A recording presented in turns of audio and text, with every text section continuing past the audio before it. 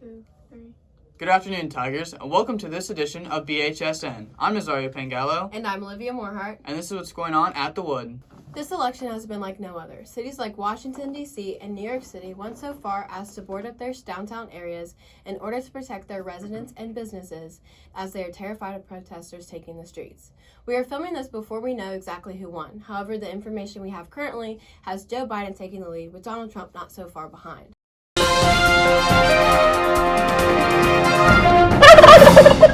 With Thanksgiving break just about here, students are getting excited to have some time off of school to visit family and friends, but with COVID it might be a little difficult to do so.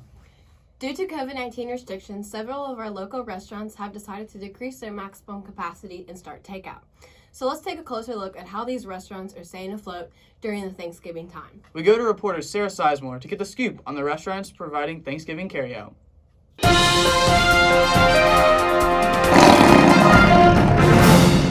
Hello Tigers, I'm Sarah Sizemore bringing your regular dose of Beechwood Bites. Due to COVID-19 restrictions, several of our local restaurants have had to decrease their maximum capacity and start takeout. So let's take a closer look at how these restaurants are staying afloat during the Thanksgiving time. I got the chance to sit down with the owner of Bill Street to discuss more of how they are dealing with COVID-19. How has COVID-19 changed your restaurant? I think that we've had to adapt to everybody's fears and everybody's comfortability, and we've had to spread out our seating. We have expanded. We have a 20 by 20 tent that we can get some extra seating in. Trying to make sure that be aware of the safety of our employees and the safety of our guests. With your takeout process, have you experienced more takeouts? Yes, I think that, we have, I feel like I was ahead of the game a little bit. I was always geared toward carry out, curbside delivery, and catering. We've already done a trial and error on correct carry out boxes and on how to make sure that everything is put together. We doubled our business, I think, when COVID shut down and we just had carry out. We were able to sustain our business. But also now I think that with the colder weather coming in, people know that we have a good product and we're safe. I would probably say I'm about 40% over what I've done last year on top of my normal business for carryout. That's great. Do you do anything special for the Thanksgiving time? We do. We offer catered meals, which is on our website, and then we have a package of prepared meals to go, whether you can do whether it's just 2 people or I do larger parties up to 30 or 40 people, but we have custom items. Now that's a wrap for your Beechwood Bites. Back to you, Olivia.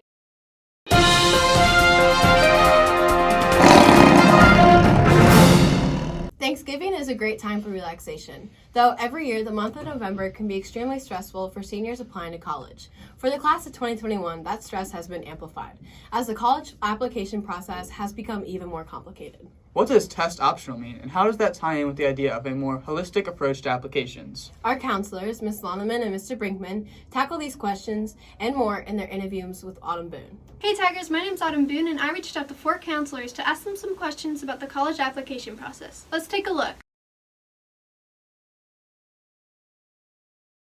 For early action, you are not required to attend the school if you apply and get accepted. It is simply you are applying early, you're acting early to get maybe to take advantage of the scholarship opportunities or simply just to get an answer earlier. Rolling admissions, sometimes our state schools, they just don't have a firm deadline. So that means you could really apply and be accepted even all the way into the summer. If you're using Common App, you need to make sure that you have matched and signed the FERPA release for your Common App, and that means match it with Naviance. It's a very easy process. The button is right there in the banner when you log in, but again, Ms. Loneman or I can help you with that. In Naviance, those are the main things to make sure you're doing. If you need a letter of recommendation, make sure you don't ask for more than you need, and make sure that teacher is invited through Naviance as well. So for the general admissions essay, that allows you to tell us a little bit more about yourself. For that essay, my biggest advice is to make sure to have a second pair of eyes look over it before you submit it. For our scholarship essays, there's one competitive scholarship essay that is on the application. So if you are applying for competitive scholarships, you will write that one essay. That is definitely a critical thinking essay. So we really want to see creativity. We want to see how you can really explain your positions. For our William C. Parker Diversity Scholarship, that essay is also listed. And just think about, if you're interested in applying for that, how you believe you could contribute to that diverse culture at the University of Kentucky.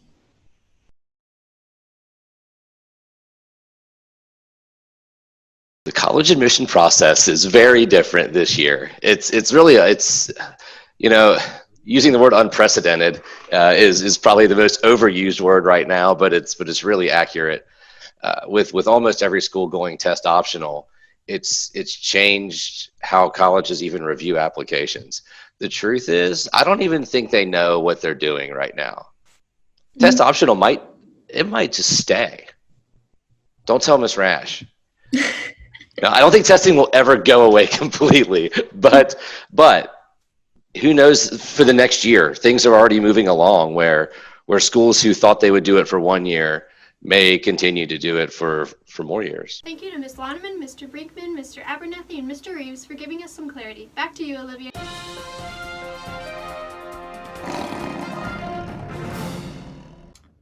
While the current seniors may be finishing up their college application, let's take a look into what some Beechwood alumni are doing now.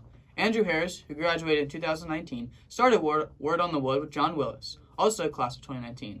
Word on the Wood, as you probably know, reported on important news and special events at Beechwood. After graduating, Andrew and John passed it down to Matt McBee and Sean Leonard, who continued it until graduation last year. Now that we've had that short recap, let's check in with these three and see what they've been doing since they left. We just wanted to touch on Word on the Wood, since we kind of grew out of that. This class kind of grew out of that. So why did you start Word on the Wood? It was the opening of the Idea Lab at Beechwood, and Mr. Kaiser and Miss Schobel they were just walking around the senior class showing us all about what was going on in there and stuff, because we had seen it getting built that summer, and so everyone was really interested, like, what's going on. Engineering part where the tools and the 3D printing and the laser etches and all that cool stuff. And I just saw this room, and I knew there was a closet in the other room. And I asked him, like, well, what's that? And he was like, oh, well, we're hoping to get some sort of video thing going, saying, oh, well, we wanted to do a school newscast or some sort of school show. And that really interested me. I don't know why, but I wanted to do something like that. And so I went for it. For your helpful insight and a little taste of what it was like to be on Word at the Wood. Back at you, Olivia and Nazario.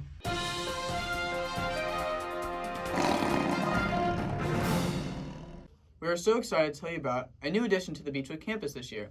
What was once a few rolling carts is now our very own Tiger Zone store. Located right outside the varsity gym, the new spot houses a wide range of Beechwood apparel, from sweatshirts to car magnets. We encourage everyone to hop on over and check it out. Now let's head to reporter Ava Layton to get the inside word on the Tiger Zone. We're sitting here with the director of the Tiger Zone, Carrie Berger, here to ask a few questions. So how did the idea of the Tiger Zone originate? The Tiger Zone has been around for many, many decades. I came on board in 2017, and it was kind of always the idea of, like, we'd love to have a permanent space aside from working out of storage areas. And the administration decided at some point last year that they were going to go through with finding us a permanent home. It's really, yeah. Obviously, you have a lot of apparel in here. So what is your best-selling and latest apparel? We have the vintage Tiger shirt up there, which has been really popular with young kids as well as adults. We have a red sweatshirt right behind you. It's like a lightning. And then there's a white BHS sweatshirt that has been popular with the ladies. Cool. Where do your sale profits go? 100% of our profits go to the athletic programs here. So, yeah, we support esports, cheerleading, bowling, archery, football, basketball, every athletic team Speaking of big announcements, the school musical this year is The Sound of Music, directed by Miss Russ and Miss Amanda Borgers, who's our new director this year and comes from the Cincinnati scene. That's all I have for you today. Back to you, Nazario and Olivia.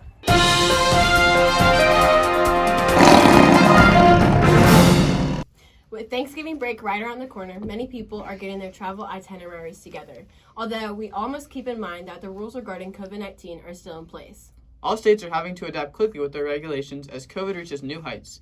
So whether you're planning to go on family vacation or just travel to another state in general, it is advised that you are aware of the restrictions within that state. The following places currently have specific regulations for travels that may include being tested upon arrival, quarantining for 15 days, or filling out certain traveler health forms. Alaska, Connecticut, Hawaii, Idaho, Illinois, Kansas, Maine, Massachusetts, New Hampshire, New Jersey, New Mexico, New York, Rhode Island, Vermont, and Washington all have these restrictions. Wow, that sure is a lot to keep track of. That's for sure. Before you set off, make sure you are well off. It is an important motto to be living by right now. Now, let's bring back a more positive note as we head to Nick and James for an update on what the Beechwood Jazz Ensemble is up to.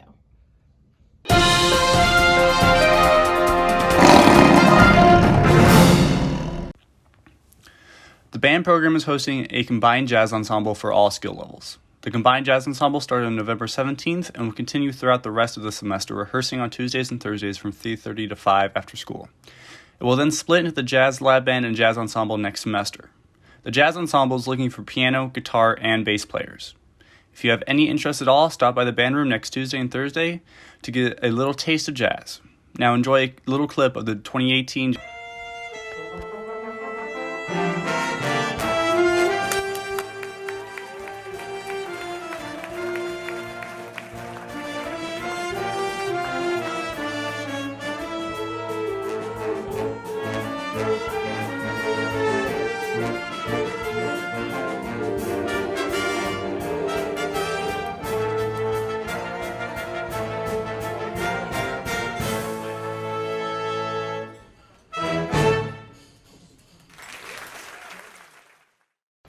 Thanks, guys. This weekend sure looks good for that jazz ensemble. We head over to Bray for your weekend.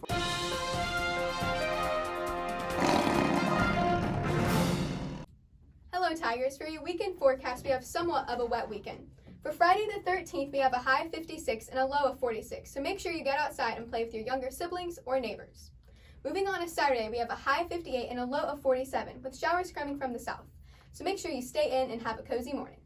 Finishing the weekend out with Sunday, we have a high of 59 and a low of 44 with some AM showers, perfect for brunch with grandma. Well, that's a wrap for your weekend forecast. Back to you guys. Thanks, Bree. Good thing I'm planning on staying indoor this weekend. However, with all our Tiger sports going on, some of you might not be. We toss it over to Trevor for your sports update.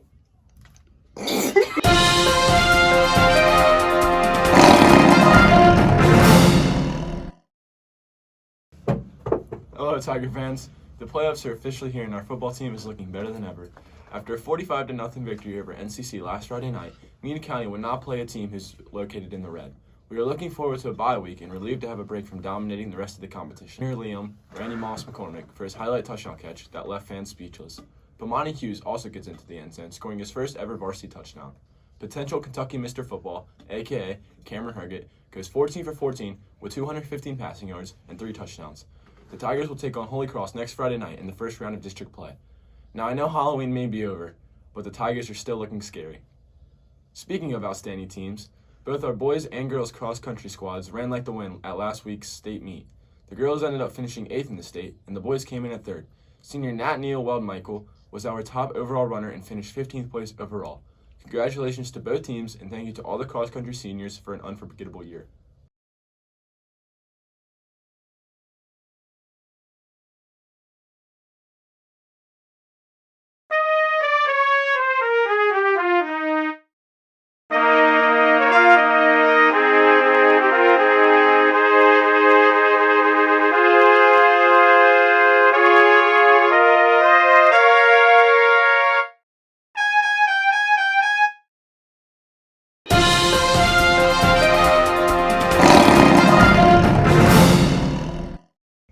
Now, every real athlete knows just how important it is to keep your body in tip-top shape, not just for the personal development, but for the sweet physique too. One guy that knows a lot about personal athletic development and sweet physique is Beechwood's very own new strength and conditioning coach. Now I know what you're thinking. Who is this guy? Is he the real deal? Will he help get my buys and tries looking right? Well, lucky for you, I got a chance to sit down and chat with him.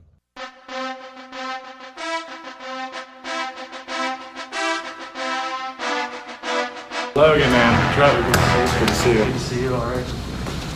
First things first here on the show. We like to get sanitized. Absolutely. You gotta stay safe. Thank you. Appreciate that. So Logan, tell me a little about yourself. Yeah, so I'm a Northern Kentucky kid. Grew up in Fort Thomas, made it out, and went to Newport Central Catholic. Graduated in 2015 from there. And then I went on to play football at Thomas More, and I finished my degree in kinesiology from NKU. Interesting. So tell me how you got started at Beechwood. Yeah, so after I graduated from NKU, I went ahead and took a job being a strength and conditioning coach for the UC football program at the University of Cincinnati. That's why I'm wearing the shirt. After I got a feel for what life was like in college sports, I knew that I didn't want to be a part of that, because eventually down the line I wanted to end up being a family man and always being around my family. I happened to get placed here, and then after everything with COVID happened, Ignition decided to cut their partnerships with all their high schools.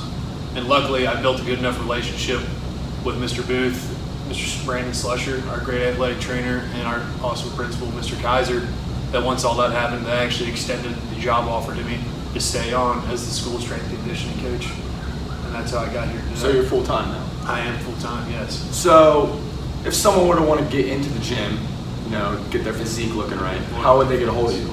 Yeah, so probably the best thing that you can do is honestly reach me on my Beechwood email. So, how did you get started in the fitness industry?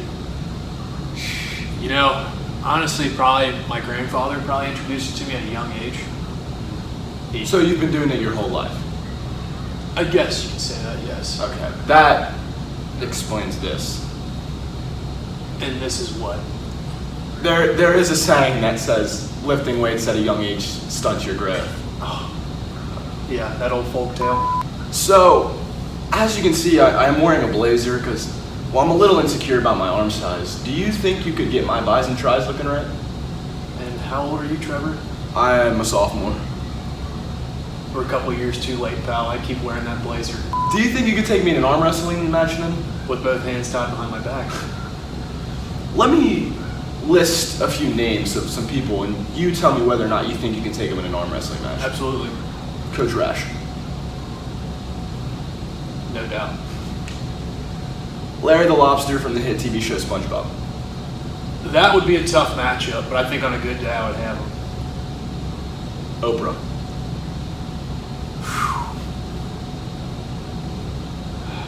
Yeah, absolutely. Logan, I think this has been a really productive interview. I think we learned a lot about you today.